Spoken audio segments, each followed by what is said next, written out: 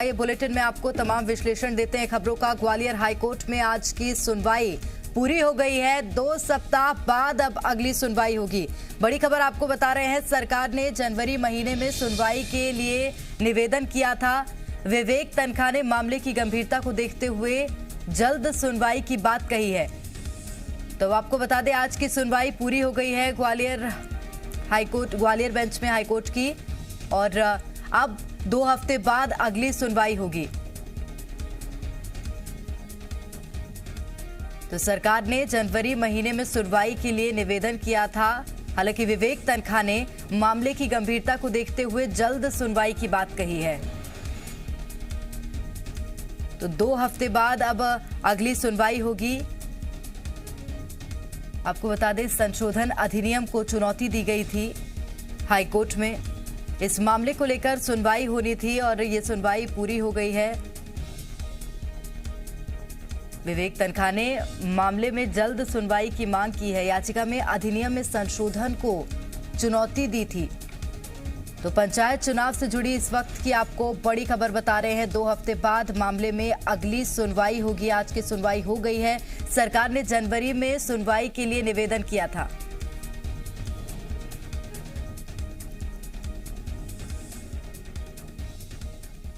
और चलिए अधिक जानकारी लेंगे। हमारे साथ शैलेंद्र इस वक्त ग्वालियर से लाइव जुड़ गए हैं। शैलेंद्र, क्या तथ्य निकलकर सुनवाई के दौरान सामने आए हैं?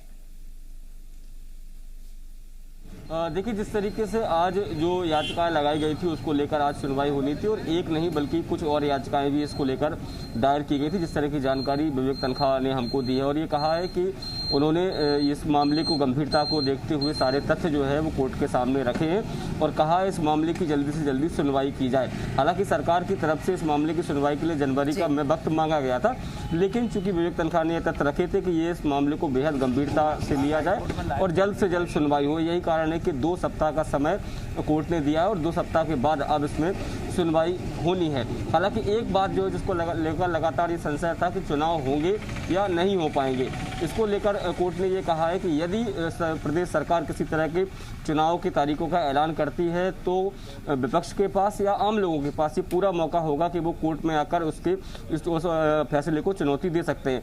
इसी तरह की याचिका में जो याचिका करता है जिला पंचायत अध्यक्ष भी है भिंड से, वो हमारे साथ हैं, उनसे जानने की कोशिश करेंगे। सर, क्या कुछ याचिका में कहा गया था आपके द्वारा, और आज क्या बोला है कोर्ट ने? ये हमने 30 नंबर को याचिका दायर की थी। उसी याचिका पे हमारे सीनियर वकील आदरणीय तनखा जी राज्यसभा सांसद आए थे, और उन्होंने यहाँ पर बहस करी, और बहस में यही कहा है कि या तो हमारा जो कमलनाथ जी की सरकार ने 2019 में आरक्षण किया था उसको मानो और अध्यक्ष का भले ही करा लो, अगर उसको नहीं मानते हैं तो पुनः दोबारा से आरक्षण कराएं। ये हमारी मर्जा है। 2014 पे होना हमारी पार्टी के लिए, हमें बिल्कुल उसका वो सहमति नहीं है पूरी पार्टी को। आज क्या कुछ कहा है कोर्ट ने, फिर अगली सुनवाई कब होनी? कोर्ट ने कहा है 2 हफ्ते में हम इसका करते हैं। उस पर माननीय तनखा जी ने बताया कि इसके बीच में अगर वो चुनाव की तारीख घोषित करते हैं तो पुनः हम कोर्ट में आकर के दरवाजा खटखटाएंगे।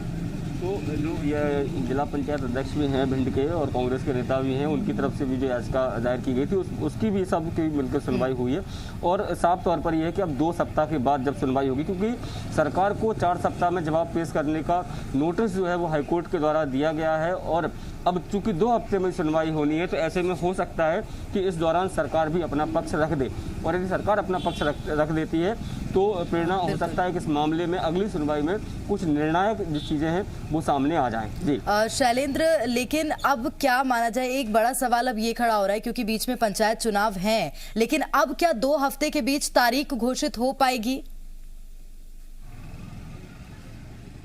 देखिए, जिस तरीके से जो तनखा ने यहाँ पर अपनी बात रखी, और उन्होंने साफ तौर पर यह कहा है कि यदि इस दौरान अगर सुनवाई में डिले होता है और इस दौरान अगर सरकार तारीखों का ऐलान कर देती है तो ऐसे में क्या होगा। तो कोर्ट ने ये कहा है उनको कि कांग्रेस के लिए और आम लोगों के लिए कोर्ट के रास्ते खुले हैं, और वो अगर चाहें तो उसको चैलेंज भी कर सकते हैं, क्योंकि अभी ये मामला जो है पूरा हाईकोर्ट में, और न केवल ग्वालियर हाईकोर्ट में, जिस तरीके से विवेक तनखा जी ने बताया कि न केवल ग्वालियर हाईकोर्ट बल्कि इंदौर और जबलपुर में भी इस तरह की याचिकाएं अब दायर की गई हैं। हैं। हालांकि याचिकाएं एक जैसी हैं और यही कारण है कि एक बार एक याचिका में नोटिस हो चुके हैं तो अब दूसरी बार नोटिस देने का कोई औचित्य नहीं है। लेकिन जो क्लब कर लिया जाएगा इन सारी याचिकाओं को, हो सकता है कि आने वाले दिनों में सारी याचिकाओं की एक साथ सुनवाई हो।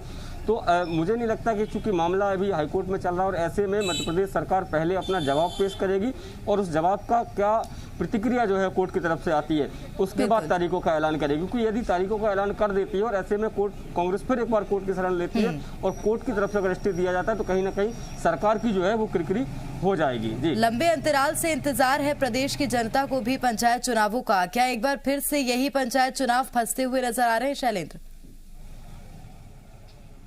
देखिए, बिल्कुल निश्चित तौर पर जिस तरीके से पहले नगरीय निकाय चुनाव के आरक्षण को लेकर मामला अब सुप्रीम कोर्ट तक पहुंच गया है और इसी तरीके से अब पंचायत चुनाव का भी जो मामला है अभी फिलहाल हाई कोर्ट में है। क्योंकि जिस तरीके से विवेक तनखा ने तथ्य रखा है कि संविधान ये उनको अधिकार देता है कि रोटेशन पद्धति अपनाई जाए, परिसीमन किया जाए, लेकिन मध्य प्रदेश की सरकार अध्यादेश लाकर संविधान से ऊपर जा रही है, संविधान का उल्लंघन कर रही है, ये तथ्य भी उन्होंने रखा है। और ऐसे में अब चुनाव हो पाना फिलहाल नजर नहीं आ रहा है। अब बिल्कुल, तो क्या माना जाए, क्या आज जो सुनवाई हुई है, जो पिटिशन करता थे, याचिका करता थे, वो उन तथ्यों से जो कोर्ट ने तथ्य दिए आज उससे संतुष्ट थे? देखिए, बिल्कुल कोर्ट ने जो याचिका करता है उन्होंने जो ग्राउंड दिया है याचिका में उसको कहीं ना कहीं कोर्ट सेटिस्फाई और तभी उन्होंने जो याचिकाएं हैं वो स्वीकृत की और न केवल स्वीकृत की हैं बल्कि पिछली सुनवाई में उन्होंने बाकायदा मध्य प्रदेश सरकार के मुख्य सचिव को नोटिस भी जारी किया है और जवाब मांगा है उनसे कि आखिर ऐसे क्या कारण रहे कि आपको 2019 का जो परिसीमन था कमलनाथ सरकार का उसको आपको रद्द करना पड़ा और अध्यादेश लाकर 2014 के परिसीमन को लागू करना पड़ रहा है। तो ये तमाम जो सवाल है वो खड़े हो रहे हैं सरकार की मंशा पर। कांग्रेस तो उसको पहले से लेकर मुखर थी और वो कह रही थी कि कहीं ना कहीं जो जनप्रतिनिधि हैं या जो चुनाव लड़ना चाहते हैं उनके मौलिक अधिकारों का हनन जो है वो सरकार कर रही है और ये अलोकतांत्रिक तरीके से इस अध्यादेश को लाया जाता है और जो लोकतंत्र में जो रोटेशन की प्रणाली है, जो आरक्षण प्रक्रिया है, उसको कहीं ना कहीं खत्म करने का काम मध्य प्रदेश की सरकार कर रही है। बिल्कुल, अब देखना होगा कि जब 2 हफ्ते बाद सुनवाई होती है तो क्या तथ्य निकलकर सामने आते हैं। बहुत शुक्रिया शैलेंद्र तमाम जानकारियां साझा करने के लिए।